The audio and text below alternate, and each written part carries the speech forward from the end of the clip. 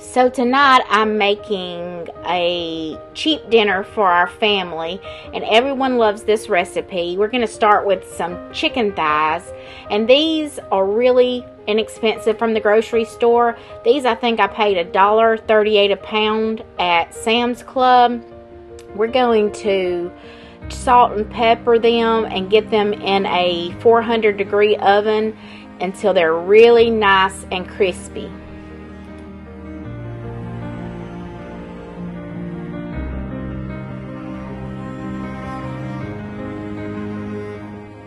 So not only will these chicken thighs be tonight's dinner, but if I have any left over, I'm going to make some chicken and dumplings with them for the next day.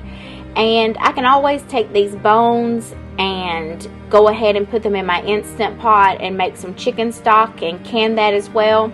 So it's a really good buy to buy any meat like this with the bones in, because you can always have other uses for it. It's just not a single meal.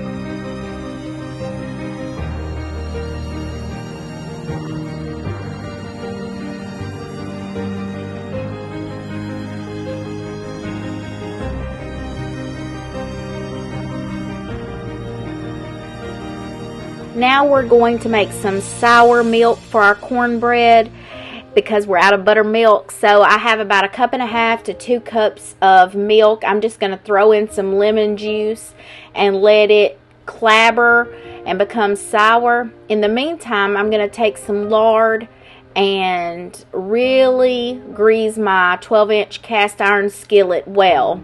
We're going to stick this in a 450-degree oven, or you can start it in a cold oven and let it come up to 450 degrees until it's nice and melted. That way we get a really good crispy crust. So I'm using some self-rising cornmeal mix, and I'm going to add about 2 cups of that into my bowl.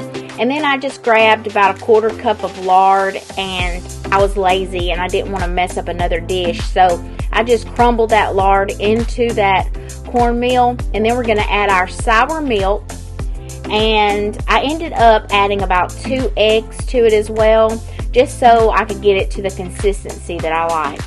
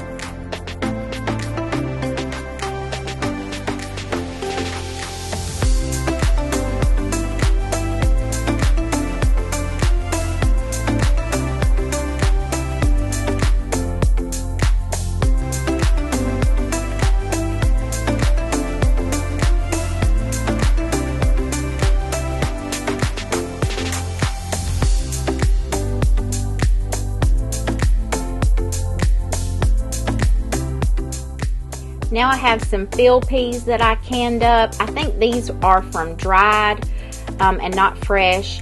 But anyway, I'm adding some bacon grease that I've stored in my refrigerator and 1 onion to a saucepan, and I'm going to get those onions cooked a little bit, get a little color on them, and then I'm going to add the canned field peas into the saucepan and some water and cook those until they are basically heated through, because they're already done. I add a little bit of salt, a little bit of pepper, and a little bit of garlic powder to it as well.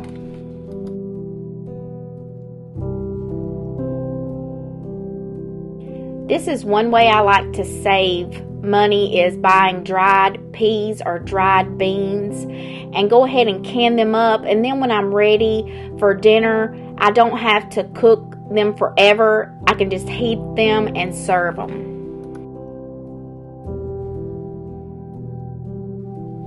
Even better is beans or peas that you've canned from your garden. Trust me, if you've never canned and eaten fresh vegetables from your garden, there is nothing better tasting than that. Now we're going to make some fried cabbage. It's not really fried, but that's what we call it here in the South.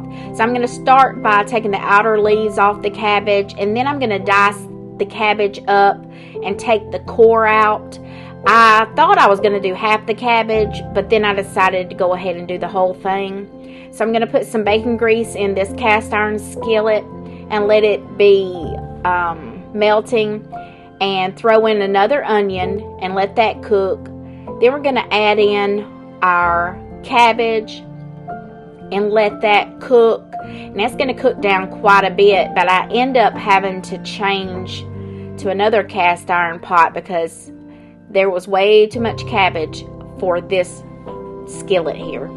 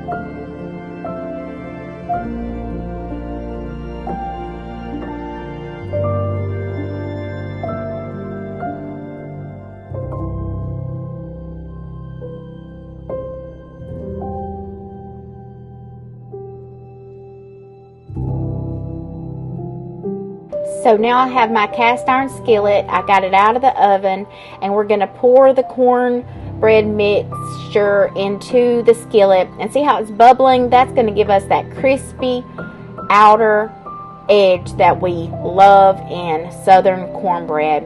This is going to go in a 450 degree oven until it's lightly brown on top. Here I am changing out the skillet to a bigger pot.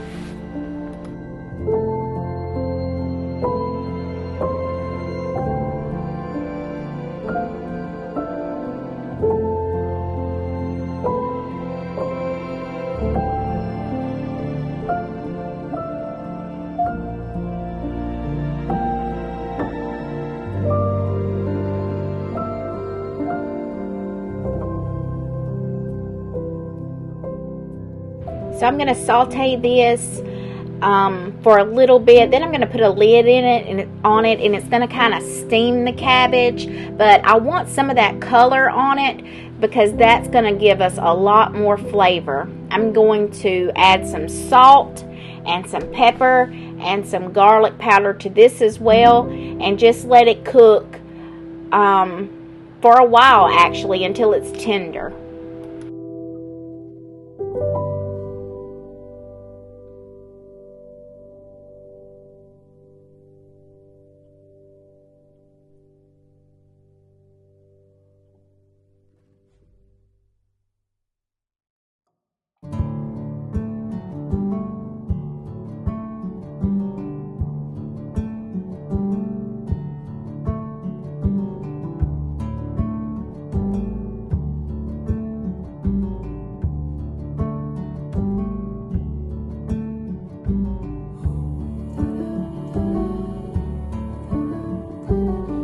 So now I'm going to fry some of the squash that I canned. This is back in 2022. I have some lard that's melting in this Fry Daddy, and I'm going to take this squash and drain it really well, and then I'm going to batter it in some flour that I've seasoned with some pepper and garlic powder. No salt, because I used quite a bit of salt to can this. And we're going to fry this until it's golden brown, and it is really delicious. This year when we get squash in, I'll do a video showing how I can squash and okra. And we really like the fried okra better after it's canned than we do freshly fried. So I've got a second strainer, and you don't have to do this, but I plan on reusing this lard several times, and if I don't get that excess flour off of it, it will burn, and then I'll have to go through the process of cleaning the lard out. So the more flour I can get off at this point, the extra flour that's not sticking, the better in the long run.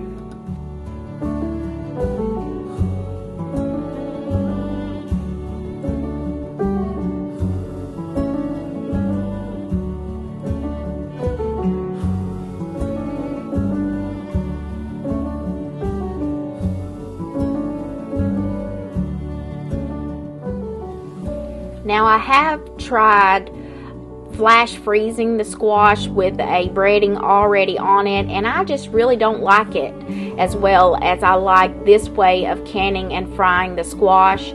So you'll have to try both ways and see how you like it, but this way is perfectly salted and crispy and delicious.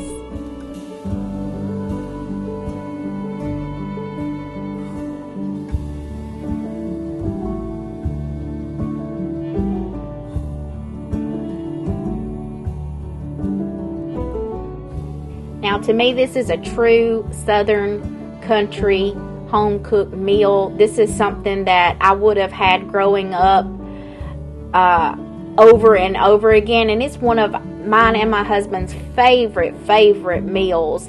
Is just a country vegetable meal. We don't even really need the meat. We love fresh cooked vegetables.